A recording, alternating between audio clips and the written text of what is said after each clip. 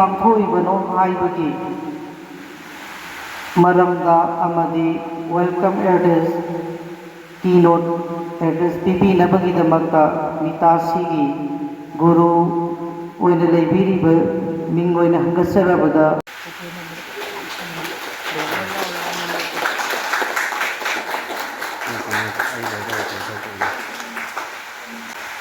असीगे तामा खरक सुबा international yoga day celebration 25 sponsored by Ministry of Culture, Government of India, organized by माई शक्ति से अरे अमुक इंसिको ना तक नाम का कुछ स्वानो है पापम सान जोग ऐसे सिटी मतिक खाना बोले मसे कोई के अरे कोई के मसे पृथ्वी का लेता कि मसे फादो न भैया तो पसक पामनी आई ना खर्चे अरुगा कोई की थांग का के माइरोई सिंह जो खरा मोगी पार्टी होगेन खंजवने अदु जोग की एक्सरसाइज से याम कानी अखोई थांगी एक्सरसाइज याम कानी दा माई खेना बखेतंग दे लई अना जोग इना कोई हक्चांग के वाहन हो जादा अदा कोई थांगी एक्सरसाइज अमसुं साजेन अदि थांग चोंग कोई हाय कोई सिग तंग खेना ओजाना वाफम खर थम्बीरबगीदमक्तसु मितासीगी माइकेदगी आगत फोंदोक्चरी ngasiगी wangangoi aroibo oina aikoigi jogagi maramda amadi ngasi pangthokliba asigi samdakpa wafam khara thambinabagidamakta Madam Alpana Komaujam Master of Yoga Madam Bu Kohimangak Nagada thambinabagidamakta oksinjari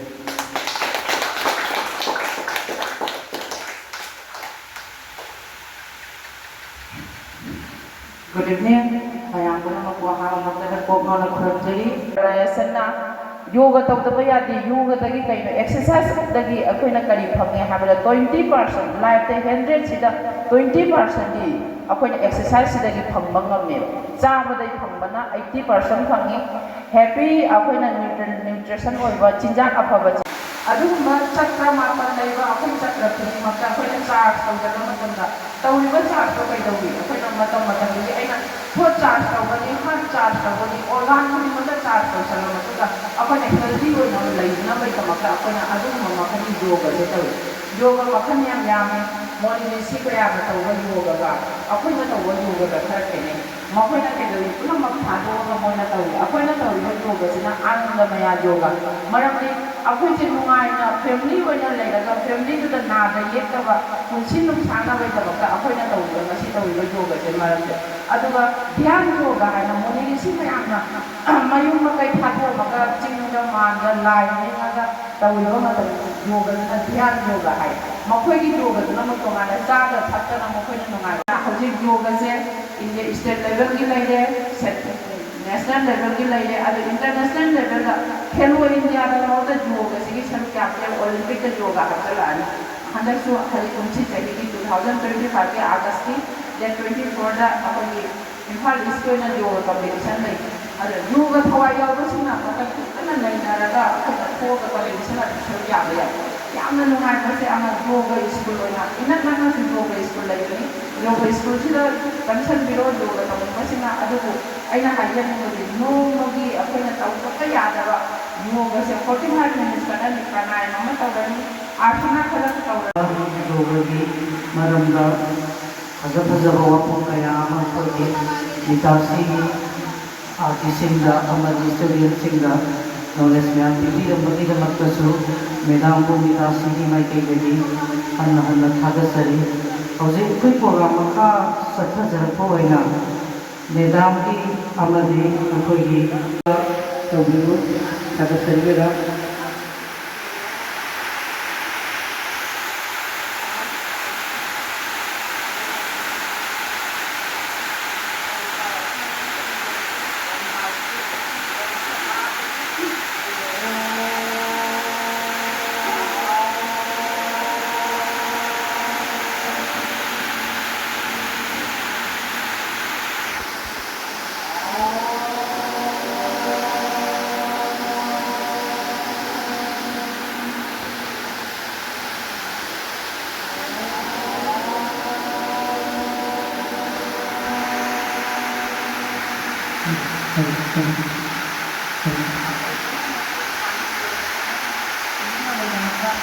शांति मंगल भी करती ओम शांति मादिसा स्वरे ओम शांति शांति शांति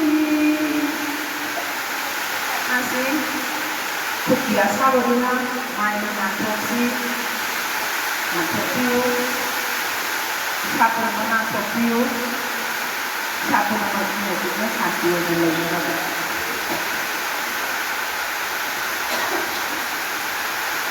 dan para sebelumnya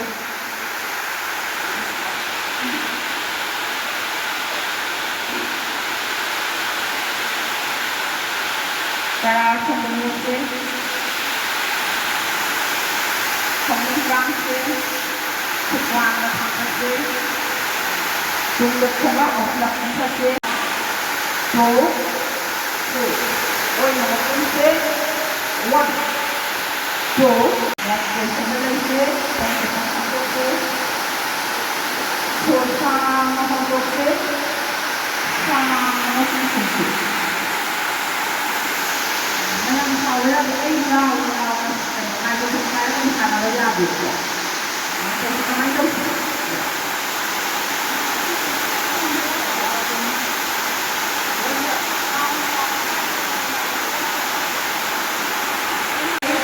Kung mapapansin, kung harap-harap ang lagat ng Diyos, at diba, pinpo naman dahil yung lienda ng ito, wakan ko sa kaya, pinpo naman dahil yung lienda ng ito, na kami naman sa magkada kayo, 1, 2, 3, 4, 5, 6, 7, 8, 9, 10. Lienda, so sama sa Diyos, sama sendiri. Saya Sophie, one, two, three, four, five, six, seven, eight, nine, 10. Lihat, so sama Sophie, sama sendiri. Mesajkan informasi orang sentuh konten satu dulu ada dia boleh hanya saja kualitas dia saja dia hanya saja one two lewat tidak four five, six, seven, eight, nine, 10.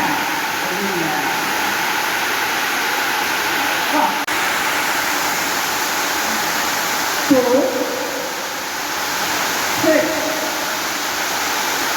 four, 5, 6, 7, 5, 6, 7, 8, 9, 10. Sana adalah masalah seni. Mesaj kita bersyukur pada saat manusia berhadir, manusia betul dapat menang, dapat melakukan segala sesuatu. Sampai sekarang, kemudian para sekarang sekarang siapa tinggal buat kerana kerana apa? 1, 2, 3, 4, 5, 6, 7, 8, 9, 10. Adalah. So sama konstruksi, sama bikin sense. Next person, konten pakai dia adalah ketiga terakhir.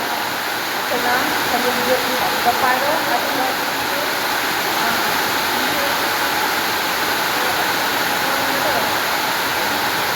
one, two, three, After cycle 5, 6, 7, 8, 9, 10. Relax, relax. Side step sama saja. Side step sama saja. 1, 2, 3, 4, 5, 6, 7, 8, 9, 10. Relax, relax. Ada di sana, kau di sana. Okay. Kalau dalam sana, kita nak kita ada sama ni. Maka ada lagi ada sama kita kita ada 1, 2, 3, 4, 5, 6,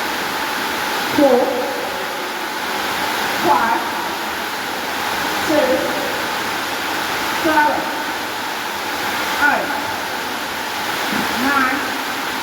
10. Relax. Relax. Bersama seperti seperti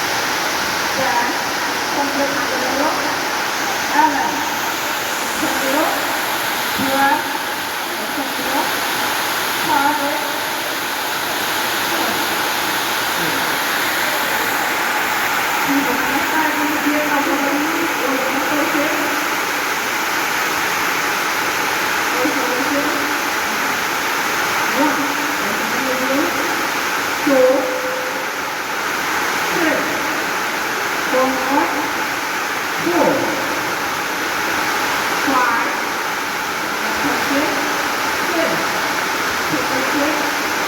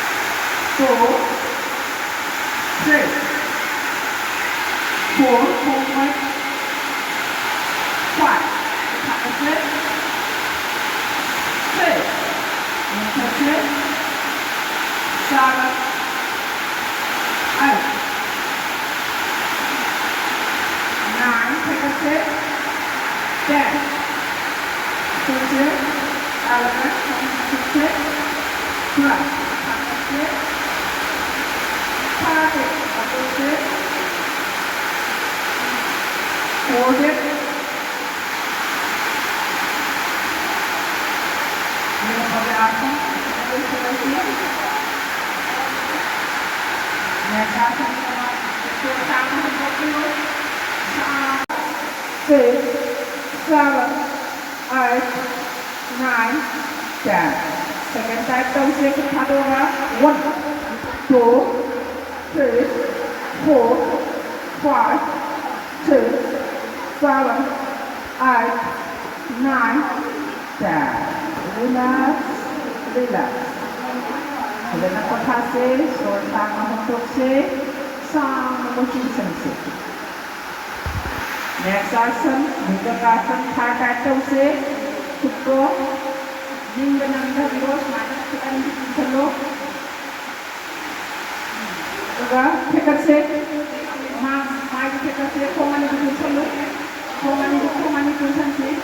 Kita 1, 2, 3, 4, 5, 6, 7, 8, 9, 10. Relax, relax. Yang kanan bawah sini. Aduh, bisa nggak sebenarnya jelas sekali loh. Susah nggak asal nak sih, tak nak sih. Upaya asal lo sih.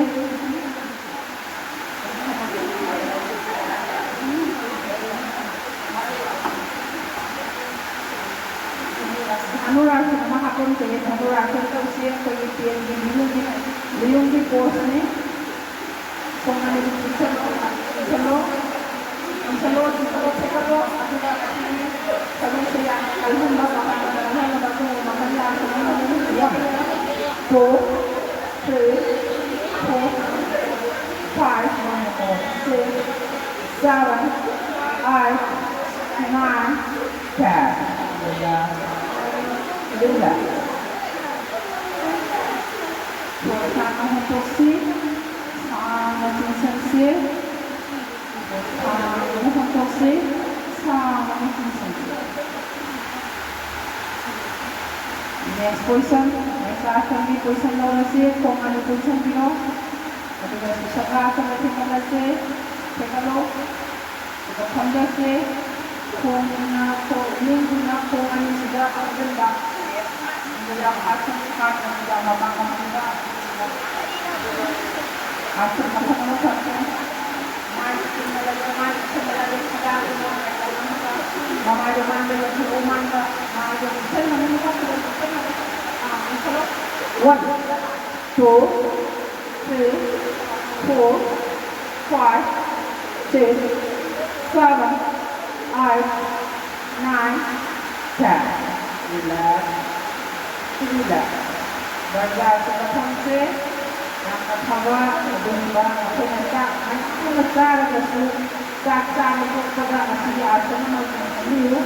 Kalau tadi cakap ini, tadi cakap dengan cakap seperti apa? Jadi semua makan di asal makan mana pun cakap makan dengan untuk pada asli asal dia apa asal ni macam mana? Sini dalam apa yang kali hari apa nak? Kapung tabi na hindi ako iba itu yung sila yung adugo ako yung dugo na sama na yung dugo na sila yung banda sana ako yung dilo na anak sila kung bala na kapung tabi na kapag asing ipote sila kung yung nakaka na ako yung sayo ko at ang iyawa sige asan dapat yung dalawa lang adugo makanya asan na kapag so sana silo sana mo hotokyo sama mochi sensei sama hantok.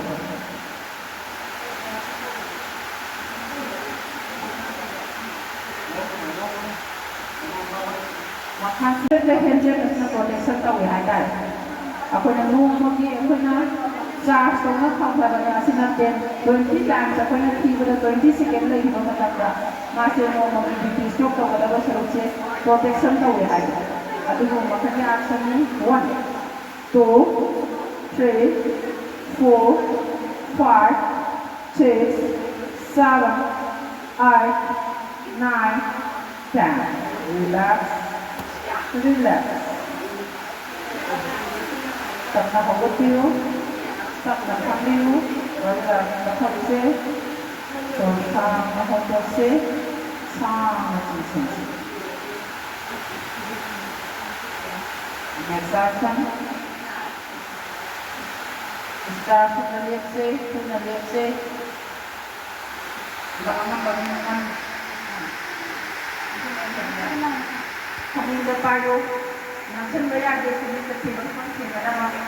Kami dah tinggal ada 1, 2, 3, 4, 5, 6, 7, 8, 9, 10. Relax. Relax. Jadi asal tu dah 20 second lagi dah. Angang singgasu, ahan singgasu yang awal juga memori yang pahat mas. Kok sini selaga, apa nak lagi proses mau dah yang memori yang lagi hendak kawan dia ahan singgasu. Kita suapai na suap juga tu, mana tu memori mana kau yang tu. Apa nak memori booster tu ya, masih asal tu. Yang mengenai hendak tu makan dia asal makan. Next action. Mukhasan. Sanji macit, aku na usiak lagi, sah lagi, sah lagi, asan sih di muka lima tahun tambangan, tambangan aku na sudah naik aku yang kanan asan, kujian ka, oiga kosong ni do, ada phone tu na sanji macit sari do, ada yang kita ni do, kosan na do, 1, 2, 3, 4, 5, 6, 7, 8. 9, 10. Relax. Relax. Side sama kau je, kau dulu untuk dia. Ada waktu untuk dia. Ada juga asigi action sina, apa na arthritis kembali ada pemayan muda, apa na asina arthritis leher lakta bagi. Aku di cinta lagi, aku di har apa cinta kita cara penina. Aku ni jumlah fan kalau kerja bawa kita jauh dia, kita bazar dia lagi kerja sih. Asal aku mau kami action kita orang arthritis kali kan mana ni aja. 1, 2, 3, 4, 5, 6, 7, 8, 9, 10. Relax. Relax. You know?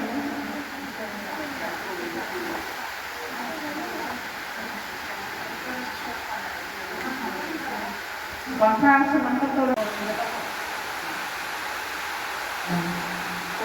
Pose tu, ada pai tu. 1, 2, 3, 4, 5, 6, 7, 8, 9, 10. Relax, relax. Side chân sama tông se. Thọc piro. Aduna dia terus kan itu tu. Kita jangan panas berlalu. 1, 2, 3, 4, 5, 6, 7, 8, 9, 10. Relax. Relax. Dan mengenai posisi, pola posisi sangat sensitif. Aduna, Mama bahas tentang jam-jam itu, kemudian sudah jam-jam yang kamu terkait dengan apa kemudian sudah selesai ada sukasan kerja dengan kerja orang sih, perusahaan kecil,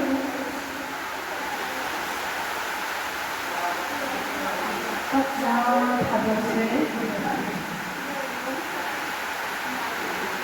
Apanya cincang matanda ay na aparo yan sa lekan ba gumagkata ba ay mga anay gawang magkasuwa nagkata ba na yung mamayando doon na kung kaya naka-mindset doon na nakakabog yun kapag sinan cincang na siya cincang siya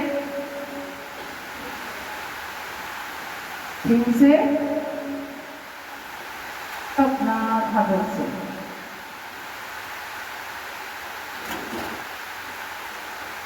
Maka cincin se, pinse, tap na hadok se. Maka cincin se, pinse, tap na hadok se.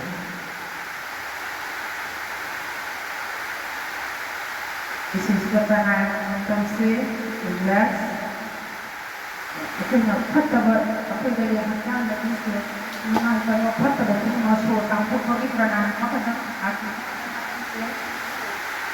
to the bicep, the shoulder area 50 times long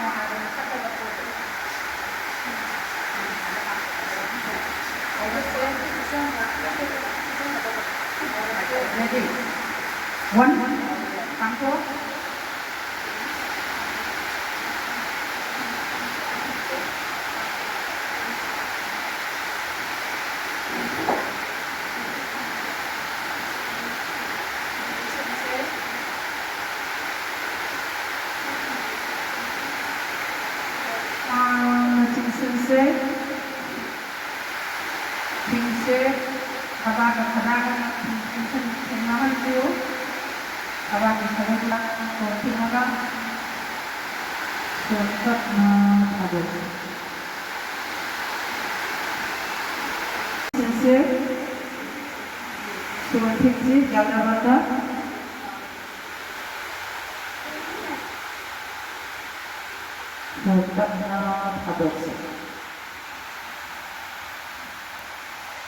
Last round tawase, next nalo guna hone.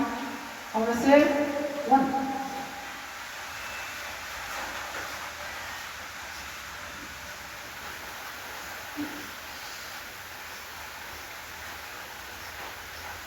Shoshan nachin se, shorting si double banda.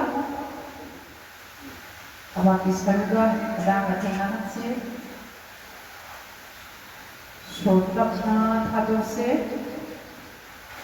relax. Namaskar mudra dalai se, Omkar mudra kamlaw se,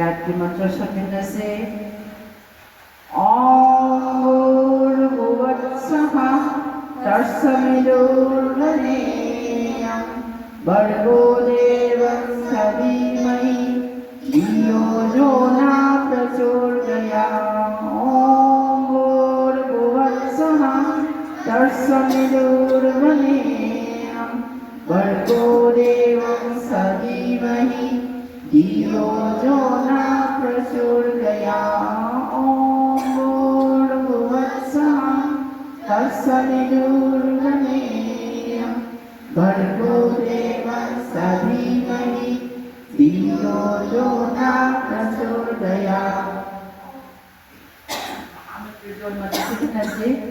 Aina ngasi chakadaba laibaba aina chadliba khudimamta soida ngangdaba yamna nungaina chakpa ohinbiu haina isori mafamda thawmijabani accident thokpigano asoi ngam thokpigano haibase Om Tayam Pajamahe Sugandhi Pusti Vardana Urvarukamiva Vattana Mitru Kusya Amrita Om Tayam Pajamahe Sugandhi Pusti Vardana Urvarukamiva Vattana Mitru Kusya Amrita Om Trambakam Yajamahe Sugandhi Pusti Vardana Urvarukamiva Vattana Mitru Kusya Amrita. Pranayam tausi abang isorda makang meditation tawaga pranayam tausi aroi pada santi mantra thiraga loisalasi namaskar mudra lairasi astoma satakamayam namastoma joti kamayam niduma nitam kamayam Om Santi Santi Santi.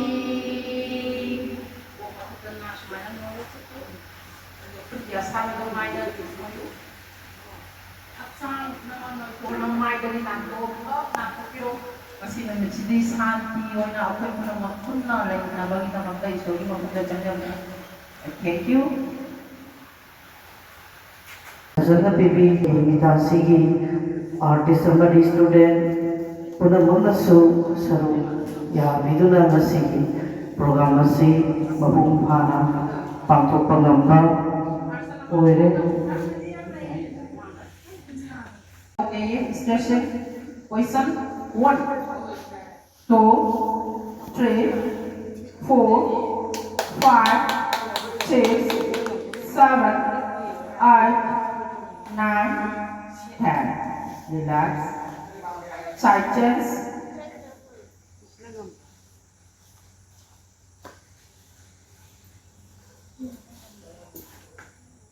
one question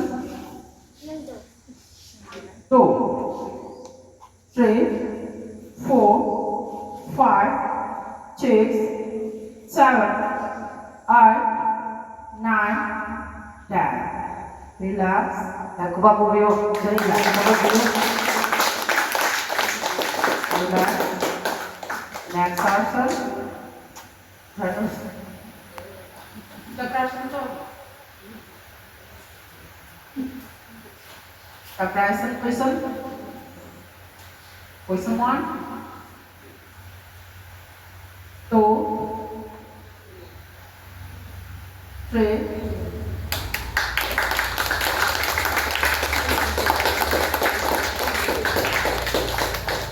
relax relax next action Dhanurasana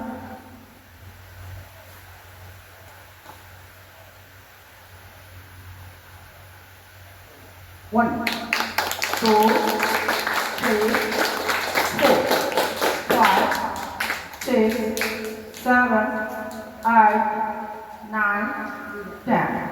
Relax, relax. Udmasana.